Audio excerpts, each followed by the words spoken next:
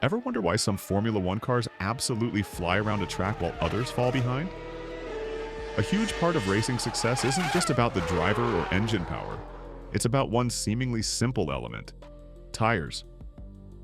In Formula One, there are several types of tires with different characteristics, and picking the right one is a real chess move that can decide the fate of a race. Today, you'll learn how teams make this crucial decision, what tire types exist, and why their choice affects speed, strategy, and even race results. Let's go. So each tire serves its own function, and teams carefully choose when to use which one, adapting to changing conditions. Let's start with the most important thing: what tires are actually used in Formula One and how they differ from each other. Because without understanding this, it'll be hard to grasp team strategies and why tires matter so much. So in Formula One, there are several tire types used depending on weather and track conditions. Let's start with so-called slicks. These are tires without tread that are used on dry asphalt. First type, soft tires. They give excellent grip on the road, so the car on them is fast and nimble, especially on straights and in corners. But there's one downside: these tires wear out quickly and have to be changed pretty often. Next come medium tires, something in between soft and hard. They're not as grippy as softs, but they last significantly longer and are good for situations when you need stability throughout most of the race. And finally, the hardest tires. They don't give as much grip, but they're very wear resistant. Teams put them on if they want to reduce the number of pit stops and run the race with almost no tire changes. Besides these three dry options, there are also rain tires. When the track is wet or it's raining, drivers use special tires with tread. They channel water and help maintain control. Intermediate tires are kind of a middle ground for light rain and wet but quickly drying asphalt. And full wet tires have deep tread patterns and are needed when there are lots of puddles on track, and the risk of aquaplaning is really high. That's the tire wardrobe each team has, and each one always makes an important choice: when and which tires to put on.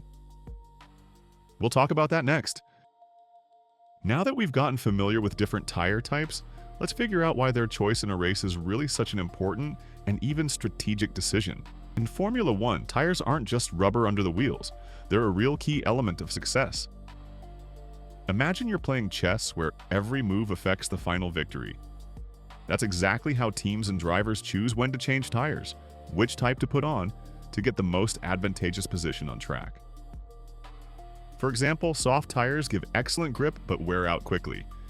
If you put them on too early, you might spend most of the race on a less nimble set. On the other hand, hard tires last long, but the car goes a bit slower on them, which can cost you precious seconds. Another challenge: weather and track conditions. Rushing to switch to rain tires in bad weather is risky, but hesitating is also dangerous. You can lose control. Teams get data from the car and monitor tire condition in real time.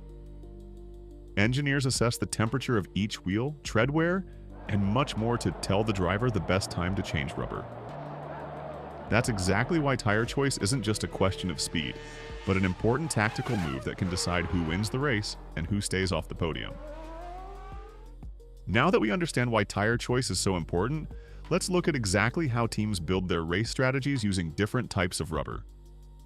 Usually in a race, a driver must use at least two different types of dry tires. For example, soft and medium, or medium and hard. This is due to regulations and also gives teams a chance to play with strategy. For instance, a team can start the race on soft tires to immediately get a speed advantage and make a good start. Then, during the race, when the soft tires start to wear out, the driver switches to more durable mediums or hards to run the remaining distance without an additional tire change. Another approach, the opposite: start with durable tires, trying to work through the first stint as stably as possible, then switch to fast softs toward the end of the race to attack rivals.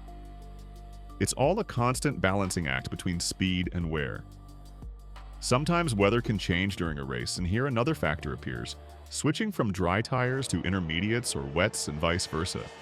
The right moment for this move is exactly what separates winning teams from those who lose positions. Also worth mentioning that in some races under certain conditions, teams might try to risk it and run the race with a minimum number of tire changes to save time, and sometimes the opposite: make 3 or even 4 stops to change to the freshest and fastest rubber. The bottom line: tire choice and change strategy constantly evolves during the race, thanks to telemetry analysis, track data, and even numerous models that teams use beforehand to predict wear and optimal pit stop timing. To understand just how important the right tire choice is, let's look at several striking examples from recent Formula One seasons. One of the most memorable cases, the 2021 Belgian Grand Prix. Weather played a key role there. The track periodically got wet, but the rain came down harder, then eased up. Some teams switched to rain tires too early, others waited too long, staying on slicks. In the end, those who correctly guessed the moment to change rubber were able to pass rivals and take high positions. Drivers who hesitated literally lost minutes, unable to handle the track. Another example, the 2019 German Grand Prix, where tire choice became a real puzzle. The weather was very changeable. Rain would start, then stop, and the track would dry out and get wet again.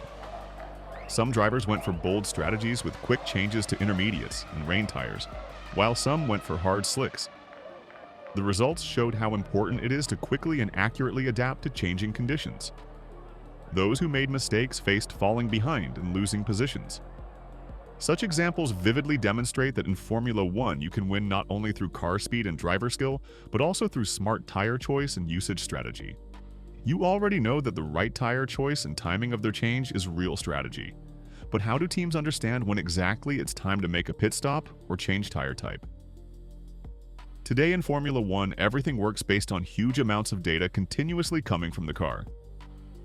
Each wheel has special sensors monitoring tire temperature, pressure, and tread wear level. These indicators are very important. Too high a temperature can lead to rapid tire degradation, while low temperature means loss of grip and speed. Additionally, teams analyze fuel consumption data, track condition, and weather conditions. For example, if rain is approaching, engineers can warn the driver ahead of time to change to rain or intermediate tires. All received data goes to the team headquarters, where engineers and strategists work as one brain. They make calculations based on current conditions, weather forecasts, and rubber behavior on track. Based on these models, they calculate how many laps can be run on a specific tire type, when it's best to change tires, and communicate this to the driver. Teams often use weather radars, cameras, and even their own forecasts to be one step ahead of rivals and make the most advantageous move. That's why race engineers and strategists are heroes just like the drivers. Because without their analysis and timely decisions, even the fastest car can end up behind. So we've gone through the whole journey from getting familiar with tire types to understanding the complex strategies Formula One teams use. And what have we learned? Turns out tires in Formula One aren't just 4 pieces of rubber under the car. They're a real weapon that can bring victory or conversely take it away.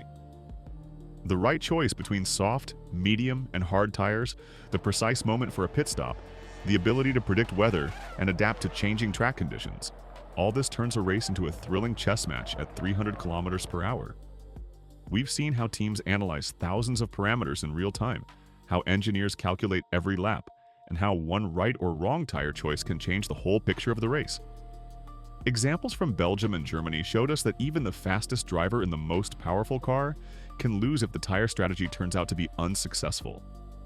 Now, when you watch the next Grand Prix, you'll be able to understand why commentators get so excited when a driver pulls into the pits, why teams risk keeping old tires, or why someone suddenly breaks away after changing rubber. Behind every such moment is a whole science. If you enjoyed this deep dive into the world of Formula One, hit like and subscribe to the channel.